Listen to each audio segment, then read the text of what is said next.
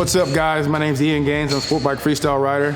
I'm about to take you through an example of my workouts I do during the season. I had a great chance to work with Man Sports in the Hidden Gym here in Allen, Texas, and I'm going to show you some of the movements that I do and some of the conditioning things that I do to maintain my fitness throughout the season. I get a chance to ride motorcycles all over the globe. I do shows for all type of conventions and dealerships and other venues, but motorcycles are a huge part of my life. I ride bikes every day. I work on bikes daily.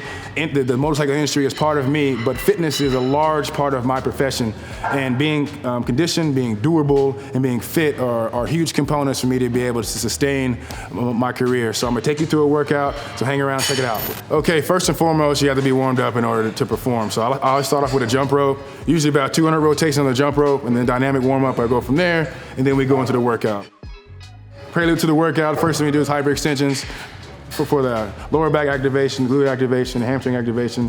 Get in there, and it's an easy little set. We're gonna do 10 reps in the first set, 15 in the second set, 20 in the third set, and 25 in the fourth set to get everything fired and ready to go. At this point, your back's gonna be kind of tight and kind of loaded, but ready to work. After that, we're gonna do a hyperextended static hold. This is a partner exercise. You can do it against the wall as well if you like, but a partner exercise where you're gonna fire a medicine ball in the static position and hyperextension, add someone, they're gonna fire it back to you, throw it. You can do 10 of those, and then hold the ball on the 10th one and hyperextension at the end of that. So it's 10, fire the ball, and then 10 hyperextensions. So the next one we're doing is gonna be a giant set. Easiest way to do this is to find you a rack in your gym, in the rigs they have for the CrossFit rigs or squat rack in your gym. You're gonna bring a deadlift set up there. You're gonna do also a bar at the squat height for a push press. So we're gonna do those two movements in the rack. If you can find a flat bench to drag over to your area, that'd be perfect to make it nice, small and concise, to be respectful to the rest of the gym goers. Bring the bench next to you. You're gonna do 15 bench hops 4 times. So 4 sets of 15 on the bench hops.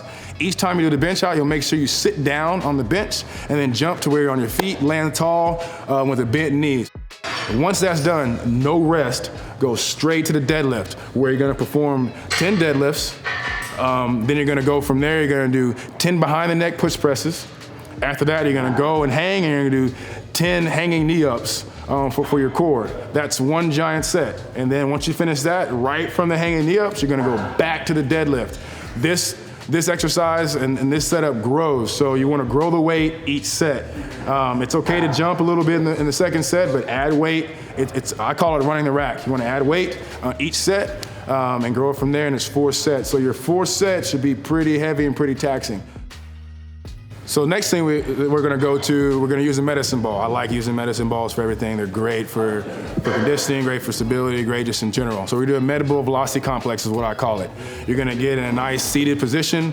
You're gonna fire the med ball into a wall, into a pole. As fast as you can, rapid fire. You're gonna do 10 of those into the pole, into the wall. You're gonna do 10 overhead slams with the medicine ball, 10 pushes into the floor, and then 10 push-ups. Right after that, directly go to a box. Pick a box you can get on 10 times safely. You don't wanna shoot for the stars first, because you're gonna get tired and fatigued. Pick a nice safe box. You're gonna do 10 box hops from there.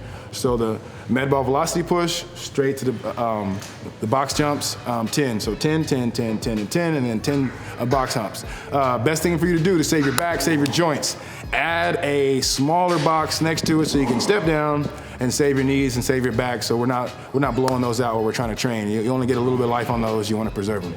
Next thing we're gonna go to is a little advanced. You may have done the broad jump before. We're gonna do the broad jump on one leg. So it's a single leg broad jump. You're gonna start with every leg you choose, doesn't matter which one.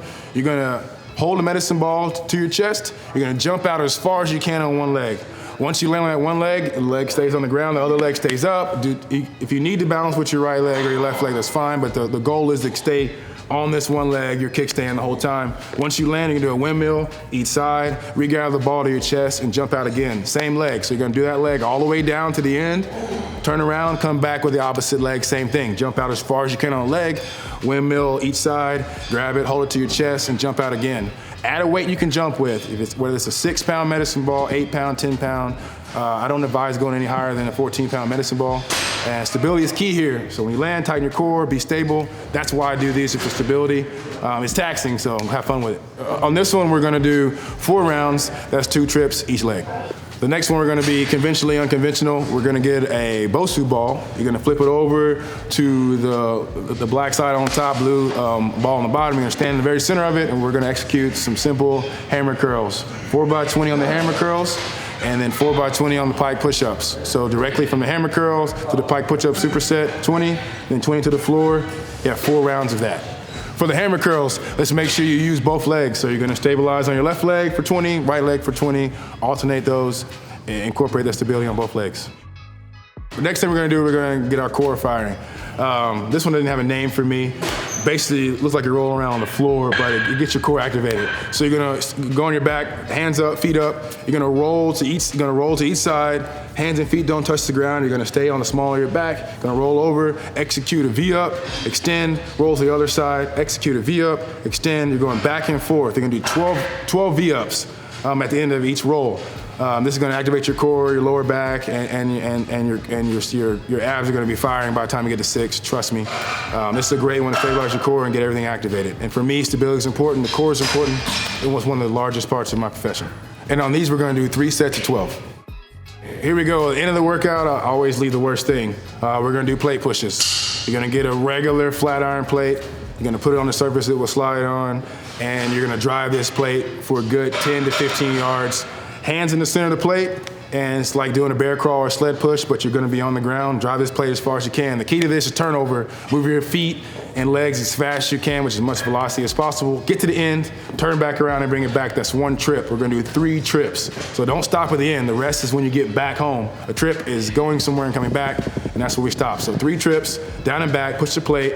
I recommend a 45-pound plate. It'll give you the most, but if you can't do a 45, step down to 35 or 25. I always end my workouts with 100 push-ups. I think a push-up is one of those exercises that anyone needs to be able to do. Push-ups, pull-ups, squats are great, so I end with 100 push-ups. You try to execute from 1 to 100 the best you can. If you get 1 to 60, then only take 60 seconds off before executing the remaining 40. Wherever you get, take that many seconds off for how many reps you have left, and that's your 100 push-ups at the end of your day. So always do 100 push-ups after every workout. Thank you guys so much for hanging out in this workout. Please let me know the parts you liked the most in the comment section below. You can follow me at the link below. And make sure you like, share, subscribe, hit the notification bell. You guys take care. We'll see you down the road.